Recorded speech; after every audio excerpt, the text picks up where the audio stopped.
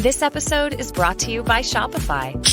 That's the sound of switching your business to Shopify, the global commerce platform that supercharges your selling. Harness the best converting checkout and same intuitive features, trusted apps, and powerful analytics used by the world's leading brands. Stop leaving sales on the table. Discover why millions trust Shopify to build, grow, and run their business. Sign up today for your $1 per month trial period at shopify.com/tech23.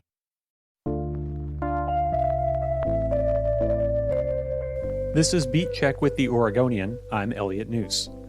This month, the Oregonian and Oregon Live broke the news that hackers had accessed Oregon DMV data, including what state officials described as personal and sensitive information on 3.5 million driver's license and state ID holders.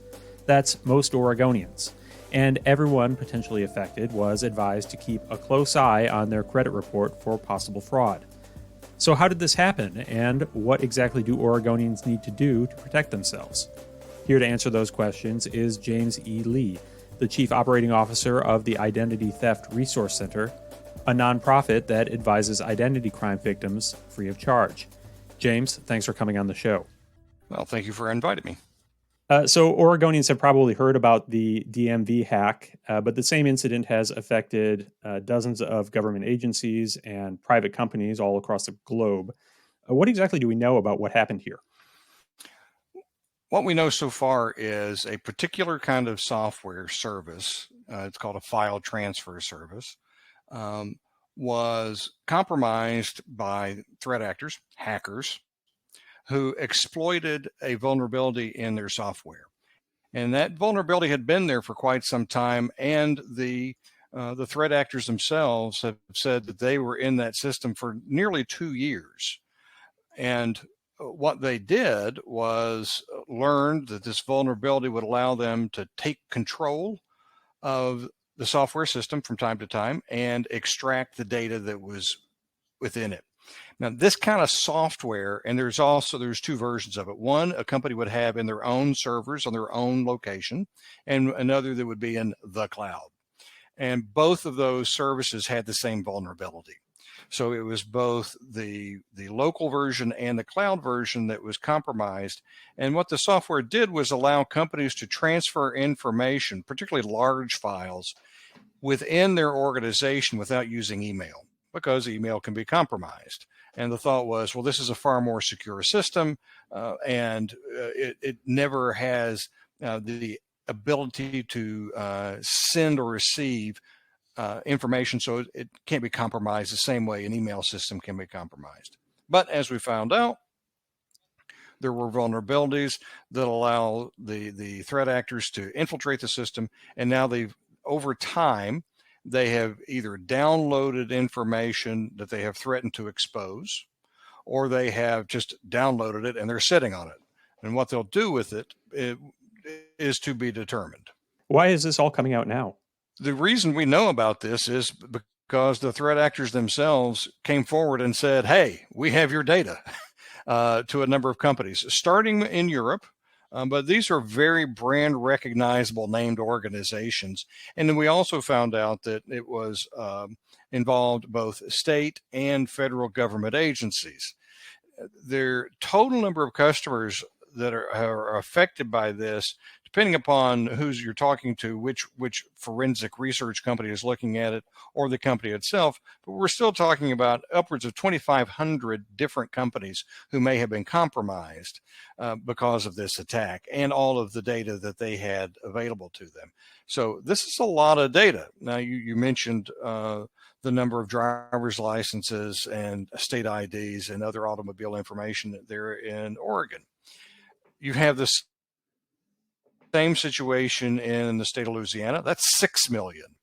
You have other government agencies where the information may not be about individuals like it is with the state agencies, but it is still important information within a government setting. And then, of course, the same thing within private companies. Could be customer information, could be some sort of intellectual property. It's whatever they had stored that the threat actors had access to. And were there any redundancies built into this system, like encryption as the data was stored, or as far as we know, are these threat actors able to read and use the data they have access to? We do know that there were encrypted files, but because they had access to the system, which had the encryption or de-encryption available within the system, you operate as if they did have access to actually look at the data and extract the data that they were interested in. Now, some organizations are going to have stronger encryption than others, so it doesn't mean that every file that they accessed they were able to de-encrypt it. But one of the benefits of this kind of a system is it does have higher security, it does have higher encryption rates and tougher encryption. So the concept of using this system, it makes you much more secure. But again, there was a vulnerability in there that the programmers themselves of the system did not realize was there. And in fact, it wasn't just one vulnerability. We now find that it is 3 vulnerabilities. So once the first one was disclosed and a patch was issued, about a week later, they found, oops, we have another one. And they sent out a second patch for that one. And yet a third vulnerability was discovered late last week. So this is not uncommon, unfortunately, in software. And as we move further and further into a software-driven world, we're going to see more and more of these kind of situations where long after the software has gone into production, it's being used, we're going to find out that there are flaws that can be exploited by people who want to take advantage of those vulnerabilities. And this, of course, is a particularly tempting target because it's being used by all these organizations all across the world to store their most secure or what they hoped would be their most secure stuff. That's right. So in Oregon's case, based on what we know from the state, the compromised data includes names, home and mailing addresses, driver's license numbers, and the last 4 digits of social security numbers. Again, for 3.5 million Oregonians.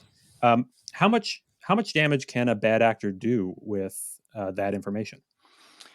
You might be surprised as to how much value that information actually has. It can be very valuable, particularly driver's license numbers these days. I'll give you an example. If we were talking about driver's license information 5 years ago, we would have said that's worth maybe $5 or $10, and it was primarily a value only to college kids trying to get fake IDs to get into bars. Today, though, a driver's license very valuable. So an identity thief will pay $100 to $150, maybe $200 for driver's license information, depending upon the state. So the reason they want that information, and all of that information you just listed there is valuable, the reason they want it, the reason it's valuable is it allows them to impersonate someone. So we think of identity theft historically as stealing information and account access, stealing things that you can attack me as an individual. That's not really what is happening today. There's all the information that an identity thief would ever need is already in the illicit identity marketplaces. We hear a lot about the dark web and information on the dark web. It's not even on the dark web anymore. It's out on YouTube. It's on Instagram. It's in the public web because they don't have to hide. There's just so much of it. The chances of getting caught is very, very low. And they barter it, they buy and sell it. But at the end of the day, it's used to impersonate someone. It may be they're going to apply for a government benefit. We found out during the pandemic with unemployment benefits, the number of individuals who applied for a benefit and then only to find out when they got there and completed their application that somebody had already applied in their name and was already getting the benefit, or in some cases, people who didn't need it, somebody applied in their name and got it, and they found out because they got a tax bill later. That's all an example of how they're using this information. So they just need pieces and parts to be able to pretend to be you. And if they don't have enough, they'll go to your social media and they'll look online and they'll say, well, I know the dog's name now. I know their favorite color. Oh, I know they're on vacation in Cancun right now. So between the information that's available in identity marketplaces, the information we willingly share on social media, it's very easy to impersonate someone today. And that's what they use this information to do. And of course, in this case and others, the people who access the information, their first sort of tactic is um, to demand a ransom, a payment in exchange for not theoretically not releasing it publicly for someone to do all that. Yeah, and with ransomware, which has ebb and flowed over time, it is still, it's a very, very prominent kind of attack. It's not as prominent as phishing and social engineering, but it is more prevalent than malware. So what we traditionally think of as an attack, a cyber attack, we think of malware, we think of viruses and things like that. That's not really what we're seeing today that leads to data breaches.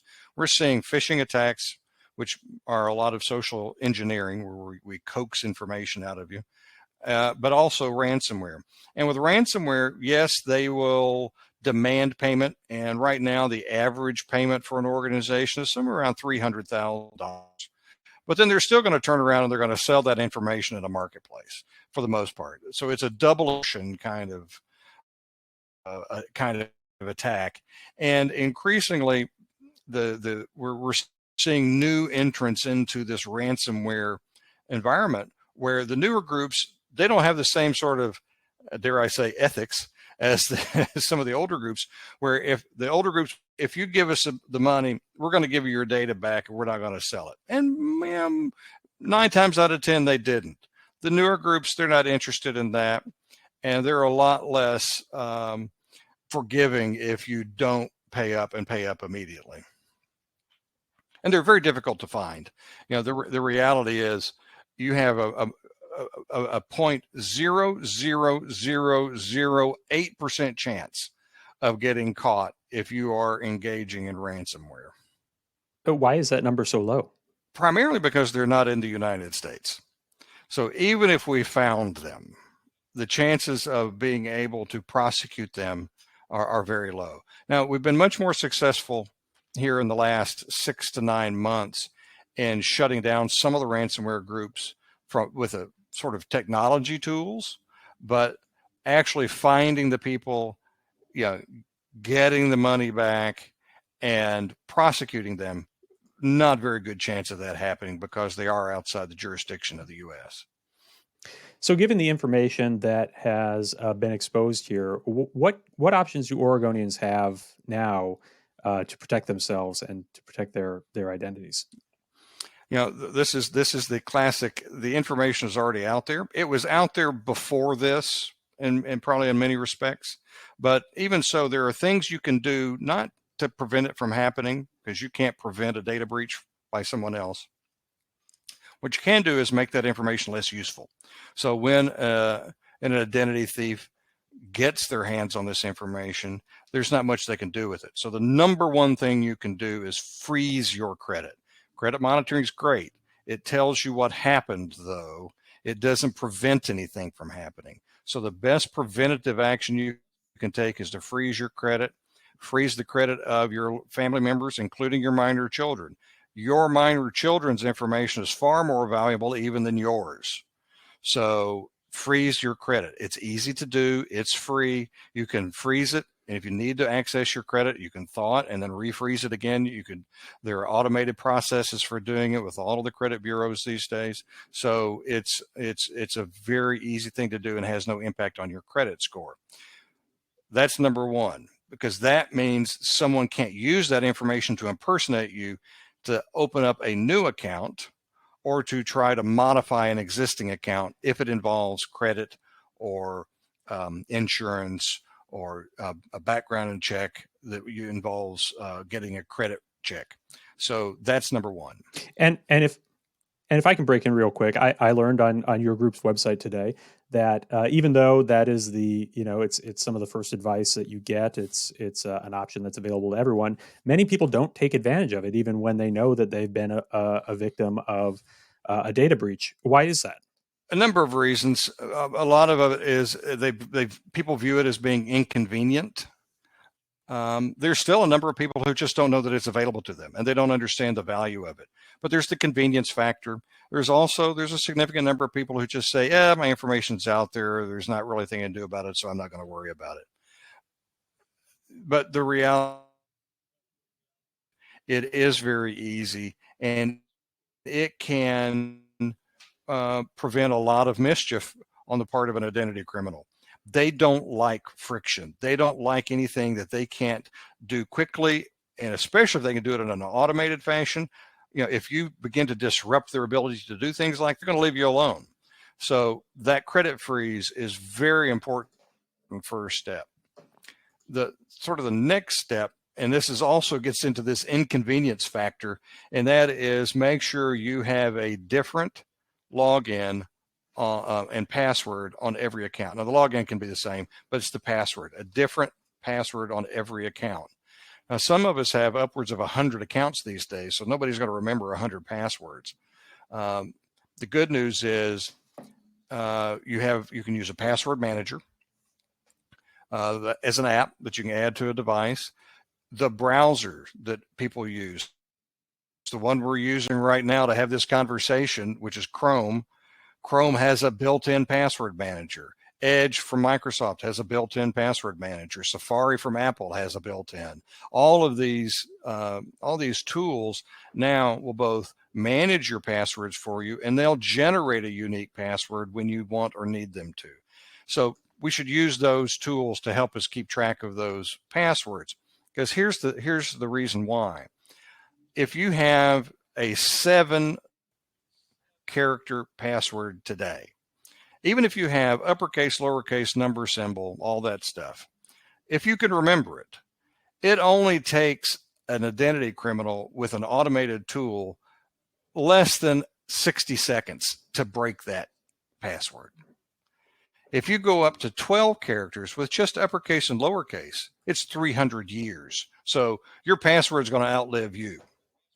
So a long password and a unique one to every account. Why to every account? Because if one account is compromised, they don't have every other access to every other account you have.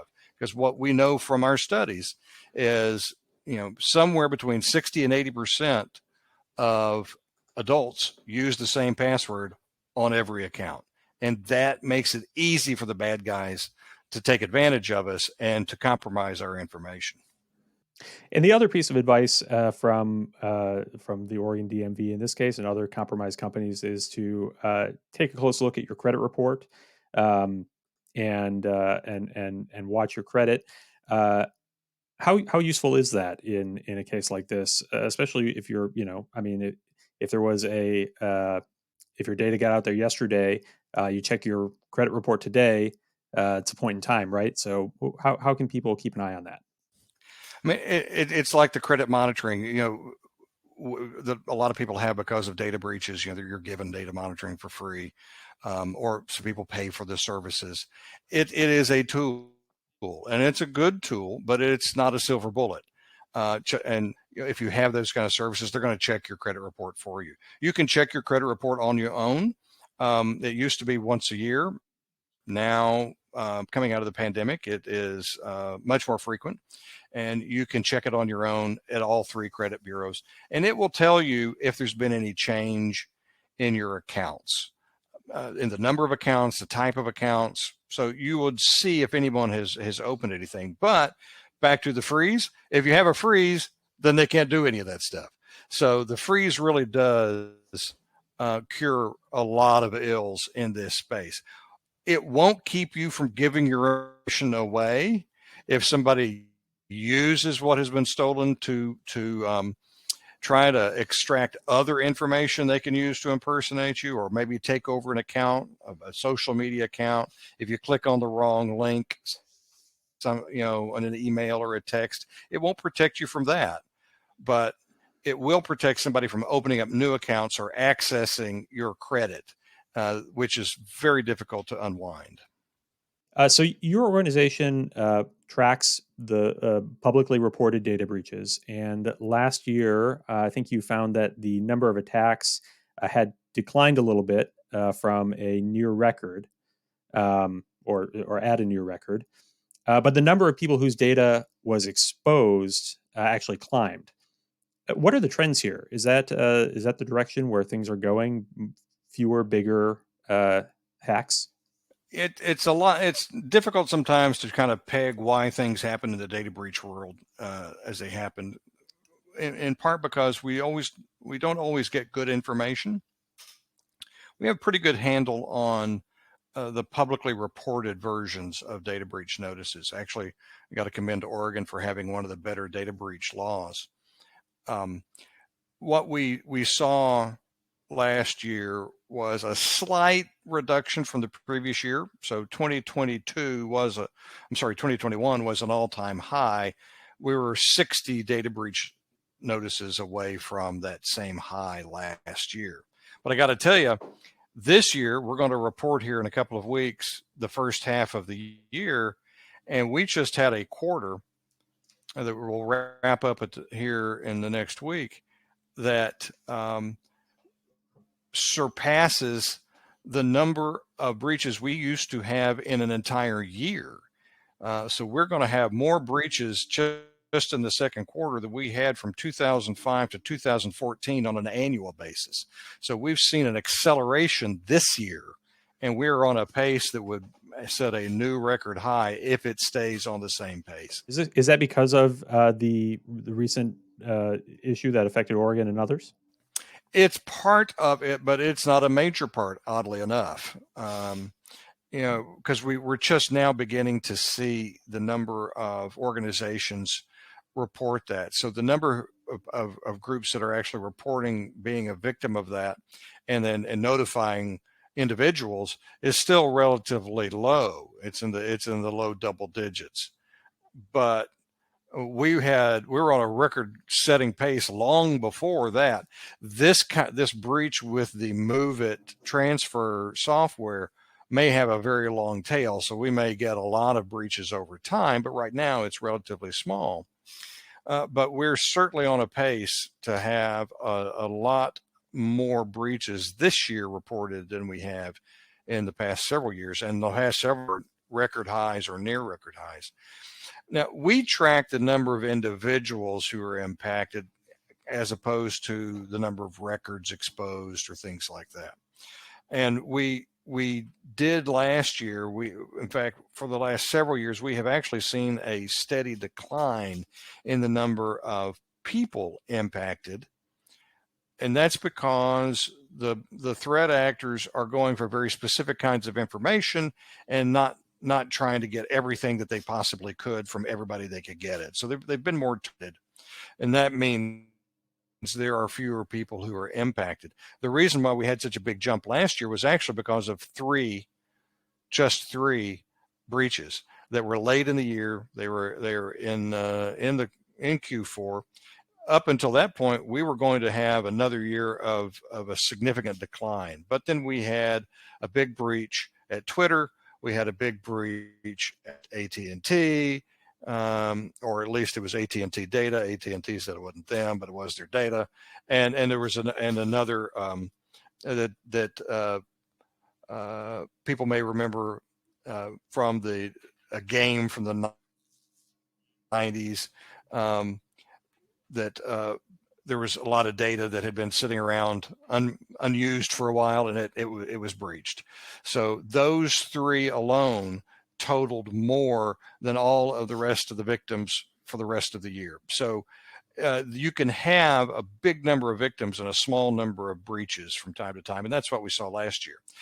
This year, we are on a pace again that would actually have more breaches but fewer victims. So we have to see how that plays out over time. But right now, we're continuing that same trend of the bad guys are being very selective about what data they want. They know what they want. They know where to get it, and they tend to go and get it.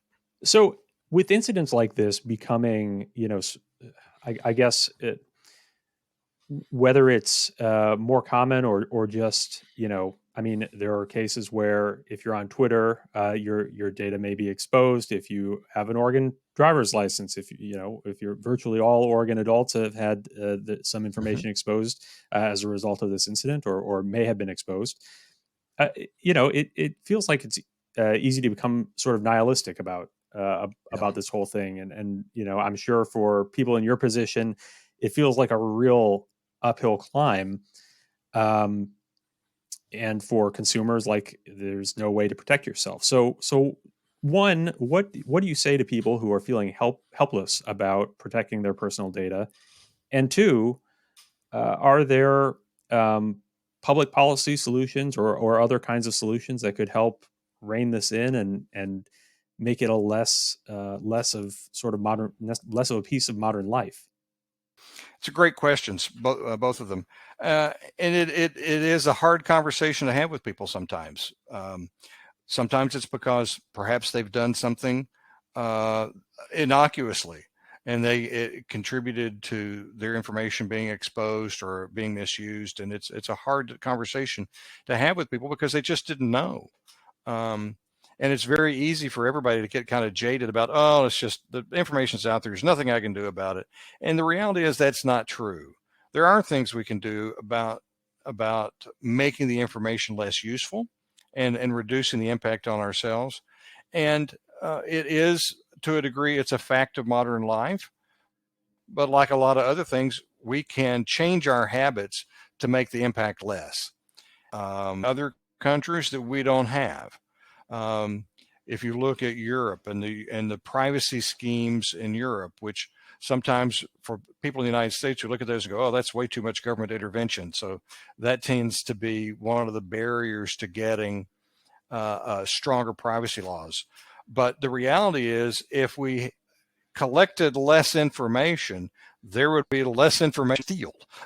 And that's one of the principles in the European Union of their privacy law is you don't collect information you don't need, you don't keep it longer than you need it, and if it is exposed, then you must tell someone about it within a very short period of time. Now, maybe it's only the government agency responsible for data protection that gets notified, but someone knows that information has been exposed. In the United States, that's not the case. You're allowed to collect as much information as you want, keep it as long as you want, use it for the most part, use it as many ways as you want to use it. And individuals have very few opportunities to influence how that information is gathered and used. That's changing on a state-by-state basis, but not uniformly across the country. But the bottom line is, if we have standards, if they are enforceable standards, then that's going to mean we have fewer data breaches. Fewer data breaches means we're going to have fewer identity crimes. We're going to have less identity theft and less identity fraud because the fuel for those crimes is going to be cut off if we have better standards around data protection. James, I mentioned at the top of the show that your organization, the Identity Theft Resource Center, provides advice to identity crime victims. Who can access those services, and what's the best way to go about it? We are available to anyone, anywhere in the United States. If you have had your information compromised, contact us. Easiest way to do this through our website, idtheftcenter.org. There's a live chat, and we're multilingual as well. Or if you want to talk to somebody on the phone, because if you have been the victim of an identity crime, a lot of times you want to talk to somebody, you need that peace of mind right now, and then you can speak with one of our advisors. We're not like a call center when you call a financial institution or a retail store or someone like that. If it takes you an hour to tell your story, we're going to spend an hour with you.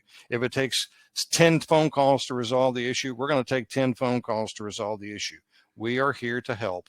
We're funded in part by the Department of Justice and by corporate donations. So it's free of charge to you, and we will take as much time as it takes to help you resolve your issue. All right, James E. Lee, the Chief Operating Officer of the Identity Theft Resource Center.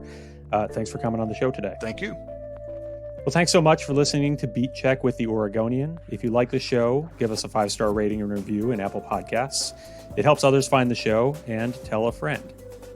The best way to support our journalism and stories like our reporting on the Oregon DMV data breach is with a subscription to the Oregonian and Oregon Live. You can do that at OregonLive.com/pod support. Until next time.